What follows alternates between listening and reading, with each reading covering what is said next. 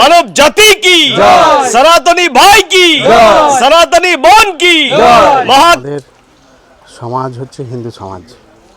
এই হিন্দু সমাজেতে আজকে আমাদের যে শাস্ত্রের যে শিক্ষা, আজকে আমাদের ছোট থেকে একবারে বয়োবৃদ্ধ পর্যন্ত আমাদের যে সনাতন শাস্ত্র, পূজা পদ্ধতি, পাঠ, প্রবচন, বক্তব্য এবং আচরণ, এগুলি থেকে অনেক দূরে আছে এখন আমাদের হিন্দু সমাজ।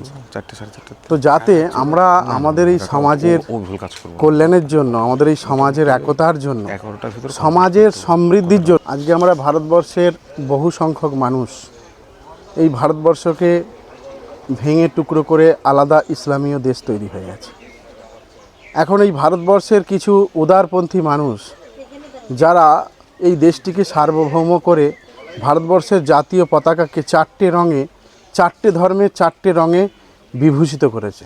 ব্লু রং হচ্ছে নববৌদ্ধদের, সবুজ রং হচ্ছে ইসলামীদের, আর সাদা রং হচ্ছে খ্রিস্টানীদের, যে খ্রিস্টান মিশনারিদের, যেটা কিন্তু আদৌ কিন্তু আমাদের দেশের জন্ম হয়নি খ্রিস্টান ধর্মের, সেটা বিদেশে জন্ম হয়েছে। ইসলাম ধর্মেরও জন্ম বিদেশে, আর বৌদ্ধ ধর্ম আমাদের দেশে জন্ম হলেও এখন নববৌদ্ধ রূপে বাবা সাহেব ভীমরাও আম্বেদকরের নেতৃত্বে এখন এই যে ব্লু ক্রান্তি, সেটি একটি সনাতন, বেশিরভাগটাই কিন্তু সনাতন বিরোধী আচার আচরণের মাধ্যমে একটা সনাতন সমাজের উপরে আক্রান্ত করা হচ্ছে।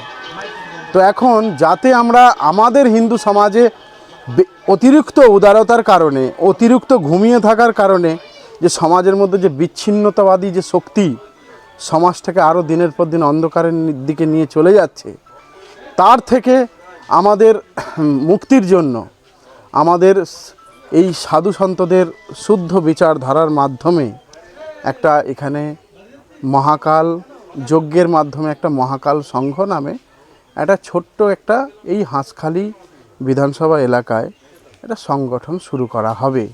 এই সংগঠনের উদ্দেশ্য হচ্ছে হিন্দু সংস্কার, গৈরিক সংস্কার।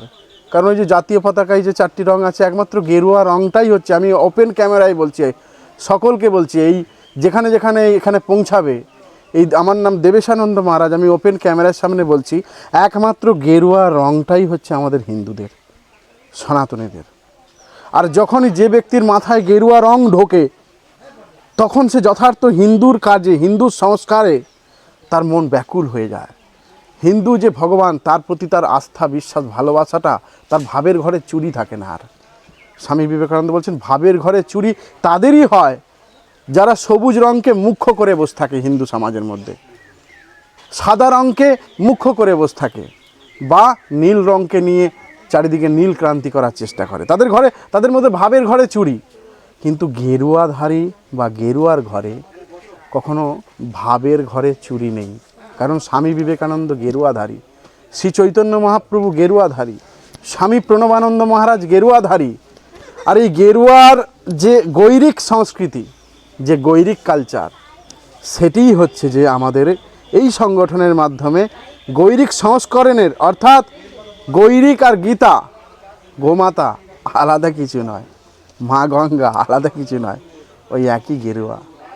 সেই জন্য আমাদের যে সংস্কার সংস্কৃতির প্রতি আমরা যাতে সমাজের ছোট থেকে বড় পর্যন্ত সকলকে আমরা উন্নীত করতে পারি, আমাদের যতটা ভগবান আমাদেরকে শক্তি দেবে, যতটা তার কৃপা থাকবে, সেই কৃপা শক্তিতে আমরা আমাদের হিন্দু সমাজের মধ্যে শিক্ষা সংস্কৃতিকে আগিয়ে নিয়ে যাওয়ার জন্য ব্যবহারিক জ্ঞানের দ্বারা, স্কুল কলেজ হসপিটালের মধ্য দিয়ে নয়, আমাদের ভালোবাসার দ্বারা, ব্যবহারিক জ্ঞানের দ্বারা যতটা আমরা আগিয়ে নিয়ে যাওয়ার চেষ্টা করব, সেই কাজটাকে আগিয়ে নিয়ে যাওয়ার জন্য আমাদের এই মহাকাল সংগঠন। এইটা আমি বুঝি বাবা।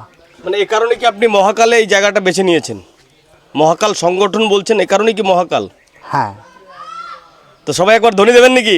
মহাকাল কি জয়, মহাকাল কি জয়, মহাকাল শাসন কি জয়, মানব জাতি কি জয়, সনাতনী ভাই কি জয়, সনাতনী বোন কি জয়, মহাকাল কি জয়, মহাকাল কি জয়, মা কালী কি জয়। হর হর মহাদেব, হর হর মহাদেব।